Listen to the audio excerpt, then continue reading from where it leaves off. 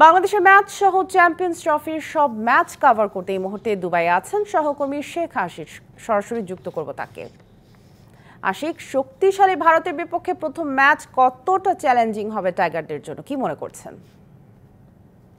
আসলে এই ম্যাচটা চ্যালেঞ্জিং। বাংলাদেশ টস জিতে ব্যাটিং নিয়েছে এবং আমরা ঠিক স্টেডিয়ামের পাশেই আছি এবং দেখাতে চাই যে দর্শকরাও ইতিমধ্যে স্টেডিয়ামে ঢোকা শুরু করছে। প্রচুর দর্শক এবং তারা স্টেডিয়ামে ঢুকছে এবং প্রচুর দেখতে পাচ্ছেন দিশায় ইন্ডিয়ান দর্শক প্রচুর দেখা যাচ্ছে। সে তুলনায় বাংলাদেশি দর্শকের সংখ্যা অনেক কম এবং আসলে তারা ম্যাচের প্রতি তারা দেখার চেষ্টা করছে এবং এই মুহূর্তে আমরা দেখানোর চেষ্টা করব যে বাংলাদেশ কি অবস্থা। প্রচুর দর্শক স্টেডিয়ামে এবং সবাই দল বেঁধে মাঠে প্রবেশ করছে এবং বাংলাদেশের জন্য ম্যাচটা আসলেই চ্যালেঞ্জিং হতে যাচ্ছে। কারণ এখন পর্যন্ত ভারতের সাথে বাংলাদেশ ওয়ানডে ম্যাচ খেলেছে 41টা ওয়ানডে ম্যাচের মধ্যে বাংলাদেশ মাত্র 8টা ওয়ানডে ম্যাচে জিততে পেরেছে। কিন্তু একটা ইন্টারেস্টিং পার্ট আছে দিশা এই ম্যাচ ঘিরে, সেটা হচ্ছে গতকাল প্রেস কনফারেন্সে ইন্ডিয়ান সাংবাদিকরা কিন্তু প্রচুর প্রশ্ন করেছিল নাহিদ রানাকে নিয়ে, কিন্তু সেই নাহিদ রানাই কিন্তু আজকের ম্যাচে নাই। সেটা একটু ইন্ডিয়ার জন্য স্ট্র্যাটেজিক্যালি হয়তো বা একটু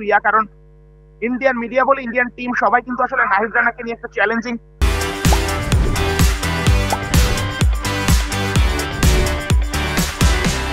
পজিশনে ছিল।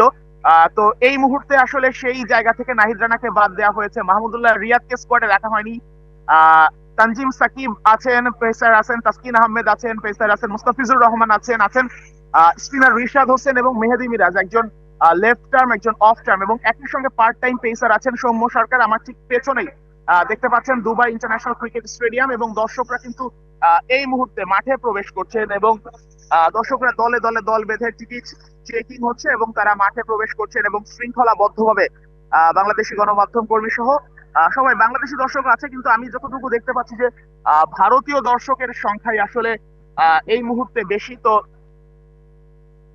এইটা একটা বাংলাদেশের জন্য হয়তোবা একটু প্রেশার থাকতে পারে, কারণ আমি দুবাইতে বাংলাদেশিদের চেয়ে ভারতীয়দের সংখ্যাটা যেহেতু বেশি, তো সেই জায়গা থেকে বিচার করে ভারতীয় দর্শকের সংখ্যাটাও বেশি।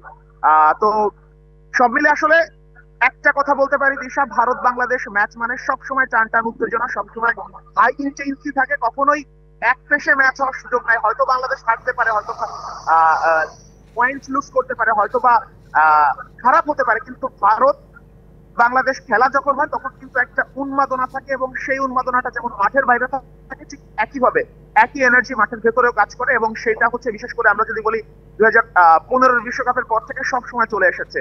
তো এই ম্যাচে যেহেতু অনেক নতুন খেলোয়াড় আছে বাংলাদেশের, তো সেখান থেকে হয়তোবা দেখা যাক শেষ পর্যন্ত কি হয়, কারণ বাংলাদেশের ক্রিকেটারদের চেষ্টা থাকবে নিজেদের নিশ্চয়ই শেষ পর্যন্ত কি হয় সেটি দেখার জন্য আমরা অধিক আগ্রহে অপেক্ষা করছি। আর কিছুক্ষণ পরে শুরু হবে ম্যাচ। আশিক, ধন্যবাদ আমাদের সাথে যুক্ত হওয়ার জন্য।